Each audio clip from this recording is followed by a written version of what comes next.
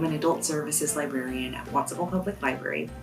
Welcome to our Dig Deeper video series, where we'll be making projects using common household items.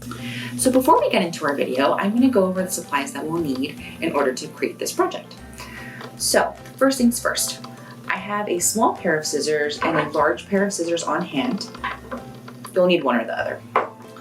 You'll also need some yarn or string. I used yarn in my original video and I'm going to be using yarn today. A screw. You may or may not need this. It really depends on when we get to that step. An X-Acto knife or a blade. You can have one or the other.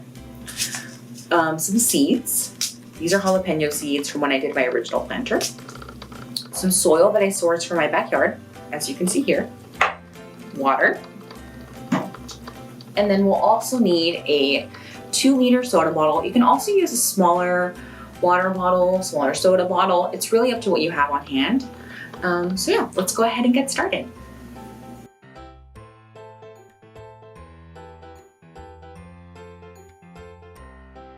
As you can see, we have all of our supplies laid out in front of us.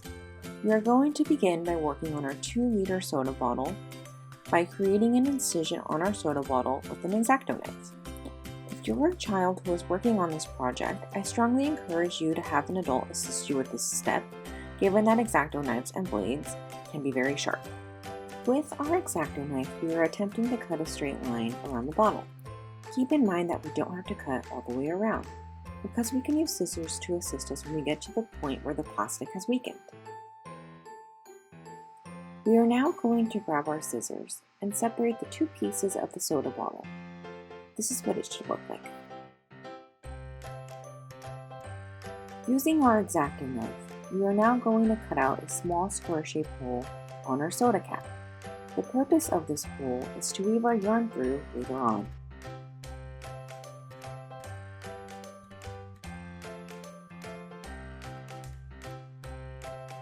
This is what the hole on the soda cap should look like. To ensure that our hole is wide enough for our yarn to go through, we can use a screw to widen it and get rid of plastic residue. We are now going to cut our yarn about 2 feet long with our scissors. Our yarn is going to function as a wick, which allows plants to take in water as they need it. We are now going to insert our yarn through the hole on our soda bottle cap. Usually the fuzz in the yarn makes it difficult for the yarn to go through easily. One thing that's helpful is unscrewing the soda cap from the rest of the bottle and stringing the yarn through the hole and gently plucking the ends out with your fingers.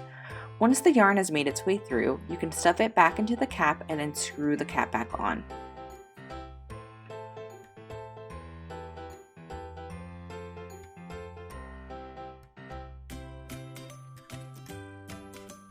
We are now going to add water to our soda bottle. I would suggest adding about 2 cups of water initially. The great thing about using transparent soda bottles is that you're able to know when your planter needs to be topped off. We are now going to insert our other half of the soda bottle in an inverted fashion, with the soda bottle cap end facing downwards. We are going to be adding soil to our planter in increments. Let's start by adding a little bit to our planter.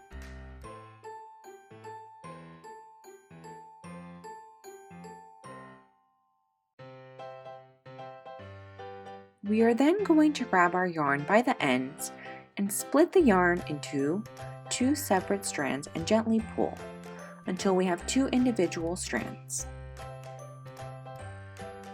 Again, the yarn is going to function as a wick, and the 2 individual yarn strands ensure that water will be distributed evenly.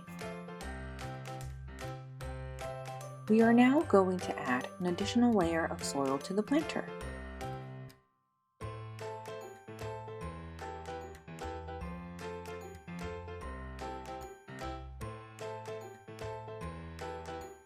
We are then going to add water to the new layer of soil to ensure that it is damp.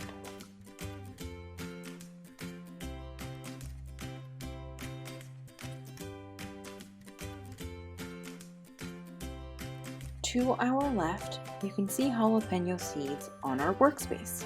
We are now going to add our seeds to the planter. Using my index finger, I'm going to gently push down on the soil to create small openings for the seeds. I would say that 5 to 6 openings are sufficient for one planter.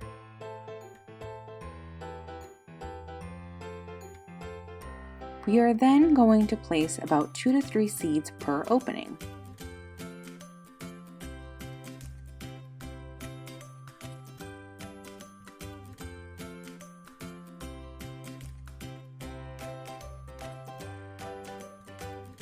Using the soil that is in our planter, we are going to loosely cover the openings with soil to ensure that our seeds are covered.